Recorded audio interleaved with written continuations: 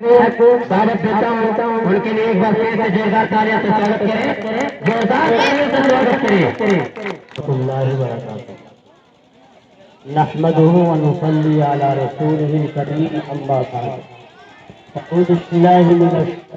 रजीम बिस्मिल्लाहिर रहमानिर रहीम वल्लज़ीना जाहदू फीना लनहदियन्नहुम सुबुलना वक़ाल तआला इन्नल उलमा वक़ाल नबी सल्लल्लाहु अलैहि वसल्लम इन्नल उलमा वरसतुल अंबिया औ कमा क़ाल सल्लल्लाहु अलैहि वसल्लम। इसको थोड़ा पकड़ लीजिएगा, पकड़ लीजिए। बुजुर्गों, दोस्तों और बच्चों, प्यारी माएँ और बहनें, मिल्लत इस्लामिया, आज 15 अगस्त यौम जश्न जमहूरिया के तौर पर पूरे बाशिंदगान हिंद इजहार खुशी करते हैं और उसके लिए बहुत बड़ी तैयारी की जाती है उस इजहार खुशी के लिए। और यकीनन तमाम लोगों के लिए इससे बड़ी खुशी और क्या होगी कि हमें और आपको अंग्रेज जैसे मलऊन की गुलामी से आज़ाद कराया और उसके जुल्म सितम इस्तिबदाद वाले पंजों से अल्लाह ने हमें और पूरे बाशिंदगान हिंद को आज़ाद कराया और आज़ादी की सांस लेने की तौफीक अता फरमाई। इससे बड़ी खुशी और क्या हो सकती है। लेकिन मैं आपको बतलाऊं कि इस आज़ादी के लिए पता नहीं कितनी माएँ बेसहारा हुई और कितनी बीवियां बेवा हुई और कितने औलाद बच्चे यतीम हुए और कितने ही घर और खानदान उजाड़े गए सिर्फ इसलिए कि हमारा मुल्क आज़ाद हो और हम अपनी रीति रिवाज और अपनी तहजीब और कल्चर के मुताबिक जिंदगी गुजारने वाले बने। इसके लिए उन्होंने खून के नजराने पेश किए, उसके लिए उन्होंने अपनी माँ और बाप को बेसहारा बनना मंजूर किया और उसके लिए अपनी बीवियों को बेवा बनाया और उसके लिए अपनी औलाद के लिए औलाद को यतीम बनाया, लेकिन हर हाल में मुल्क को आज़ाद करवाया। हम दुआ देते हैं उन तमाम आज़ादी के मतवालों को और उन आज़ादी के शहीदाइयों को जिन्होंने मुल्क के आज़ाद कराने के लिए हर तरह के खतरात मोल लिए। चुनांचे जिस वक्त इशफाकुल्लाह खां को फांसी दी जा रही थी, सुखदेव सिंह और गुरुराज सिंह ये ऐसी हस्तियां हैं जिनको फैजाबाद में जेल के अंदर फांसी दी गई। उन्होंने अपनी माँ से कहा, अम्मा मेरे मर जाने के बाद और मेरे कुर्बान हो जाने के बाद और इस आज़ादी वतन के लिए कुर्बानी देने के बाद तुम रोना नहीं बल्कि तुम फख्र महसूस करना और तुम्हारा सर ऊंचा होना चाहिए कि हमारा बेटा मुल्क की आज़ादी के लिए कुर्बान हो गया। मैं मुबारकबाद देता हूँ जनाब मास्टर एजाज साहब को। अल्लाह पाक ने उन्हें ये तौफीक अता फरमाई कि तालीमी बेदारी का एक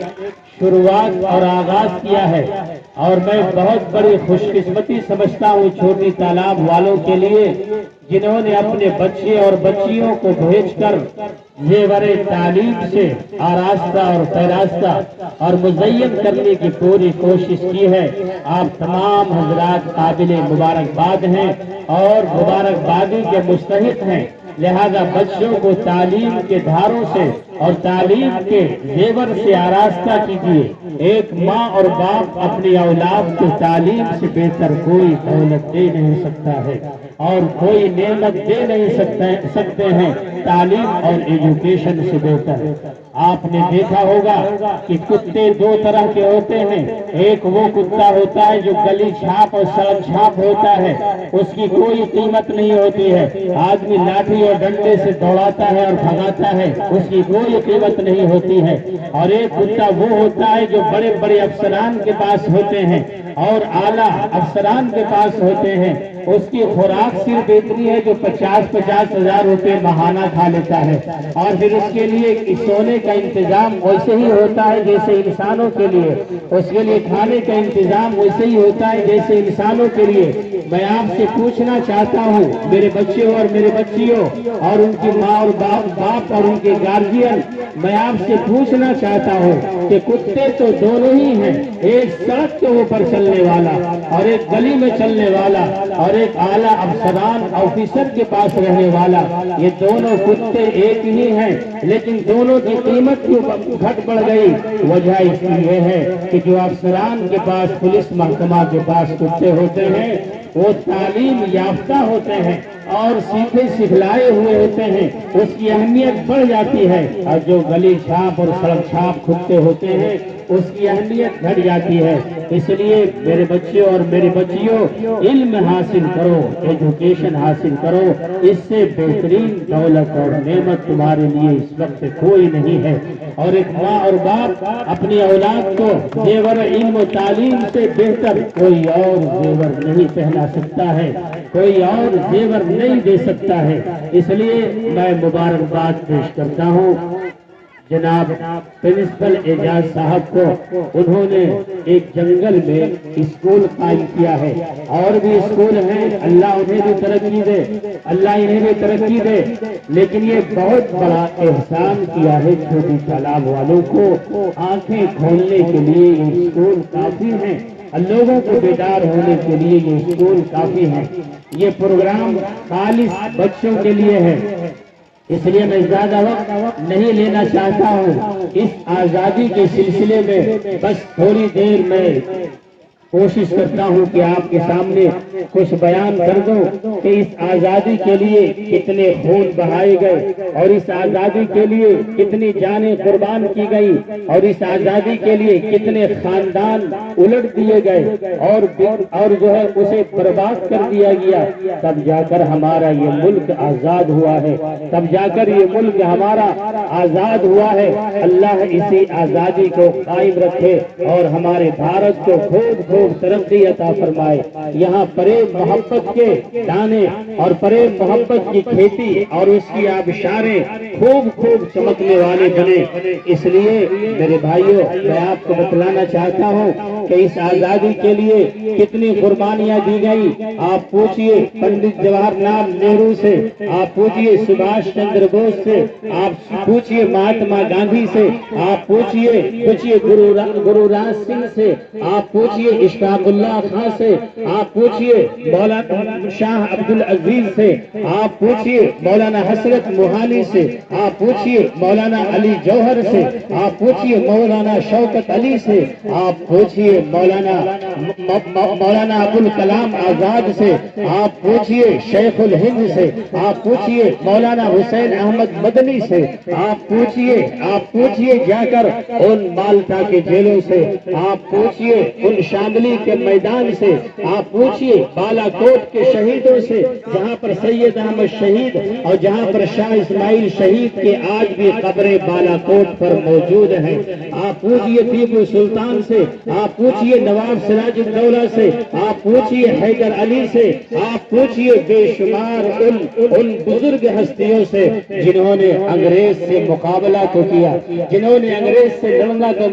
منظور کیا، جنہوں نے خون دینا پسند کیا لیکن غلامی کی زندگی جینا پسند نہیں کیا، اور پھر انگریز کو بھاگنے پر مجبور کیا اور اسے بالآخر قانون بنانا پڑا، قانون آزادی ہند، اور وہ پھر دستور ساز اسمبلی کے حوالے کیا گیا کہ آج سے یہ ملک آزاد ہے، 15 اگست 1947 سے ملک آزاد ہے، ہم اس آزاد ملک میں سانس لے رہے ہیں اور جی رہے ہیں جن کے اندر بڑی قربانیاں ہیں۔ مسٹر تھامسن لکھتا ہے کہ دہلی سے لے کر پشاور تک جانے والی جرنیل سڑک کے دونوں کناروں میں کوئی بھی بڑا درخت ایسا نہیں تھا جن درخت پر علماء کی لاشیں نہ لٹک رہی ہو۔ مسٹر تھامسن لکھتا ہے کہ جو ہے پھانسی کے پھندے جامع مسجد میں بنائے گئے، چوک چوراہوں پر بنائے گئے، بازاروں میں بنائے گئے، اور پھر ان علماء کو شہید کیا گیا، ان آزادی ہند کے متوالوں کو شہید کیا گیا، ان آزادی ہند کے شہدائیوں کو شہید کیا گیا، اور بے دردی کے ساتھ انہیں جو ہے مار دیا گیا، اور آزادی ہند کے لیے ان شہداء نے شہادت کو قبول کیا۔ آپ کو پتا ہونا چاہیے مسٹر تھامسن جب دلی آتا ہے تو آنے کے بعد اس نے ایک کیمپ پر قیام کرتا ہے، اسے انسانی خون اور انسانی گوشت کے جلنے کی مہک آتی ہے۔ جب وہ کیمپ سے باہر نکلتا ہے تو دیکھتا ہے کہ کچھ آگ کے انگارے جل رہے ہیں، اور 40 علماء کے بدن سے کپڑے اتار دیے گئے ہیں، اور انہیں کہا جا رہا ہے کہ تم انگریز کا ساتھ دو، تم انگریز کی حمایتی بن جاؤ اور انگریز کی مخالفت کرنا چھوڑ دو، ہم تمہیں زندگی سے، ہم تمہیں آزادی دیں گے، ہم تمہیں اچھی زندگی دیں گے۔ لیکن انہوں نے کہا کہ ہم مر جانا پسند کریں گے، لیکن آزادی لیکن انگریز یورپ برٹش برطانیہ کے ساتھ دینے والے نہیں ہیں، لہذا ان 40 علماء کو ان آگ کے انگاروں کے اندر ڈال دیا گیا۔ پھر 40 علماء کو لایا گیا اور ان کے کپڑے اتار کر پھر اسے ڈال دیا گیا۔ چنانچہ اس طرح سے شہادت دی گئی۔ وائسرائے سے برطانیہ نے پوچھا کہ آخر کیا بات ہے، برابر کوئی نہ کوئی تحریک شروع ہو جاتی ہے، تحریک بالا کوٹ، تحریک شاملی کا میدان اور تحریک جنگ آزادی، اس طرح کی تحریک شروع ہوتی ہے، بات کیا ہے؟ تو وہاں سے مبصرین اور تجزیہ نگار آئے، انہوں نے تجزیہ کیا اور انہوں نے ریسرچ کیا اور انہوں نے غور کیا، اور غور کرنے کے بعد کہا کہ بھارت کے اندر جب تک 3 چیزیں موجود رہیں گی اس وقت تک انگریزوں کے خلاف یہ تحریک اٹھتی رہے گی، انگریزوں کے خلاف یہ چرچا ہوتا رہے گا۔ انہوں نے کہا کہ سب سے پہلی چیز ہے علماء، دوسری چیز ہے قرآن، اور تیسری چیز ہے جذبہ جہاد۔ جب تک بھارت کے اندر قرآن رہے گا، اور جب تک بھارت کے اندر یہ علماء رہیں گے، اور جب تک بھارت کے اندر مسلمانوں میں جذبہ جہاد باقی رہے گا، اس وقت تک انگریزوں کے خلاف یہ تحریک اٹھتی رہیں گے۔ چنانچہ لکھا ہے تاریخ کی کتابوں میں کہ 3 سالوں میں 3 لاکھ قرآن کریم کو جلا دیے گئے، 3 سالوں میں 3 لاکھ قرآن کے نسخے جلا دیے گئے۔ میں ان انگریز بدبختوں سے پوچھتا ہوں کہ تم نے 3 لاکھ قرآن جلا دیے، میں کہتا ہوں کہ ساری دنیا کے قرآن نظر آتش کر دو اور ساری دنیا کے قرآن کو دریا برد کر دو، تم ختم کر دو، لیکن یاد رکھو رب کعبہ کی قسم، جو قرآن سینوں میں اتر گیا ہے اور جو قرآن سینوں میں آ گیا ہے وہ انشاءاللہ قیامت تک مٹ نہیں سکتا ہے۔ اسی لیے اللہ نے حافظ قرآن کی شکل میں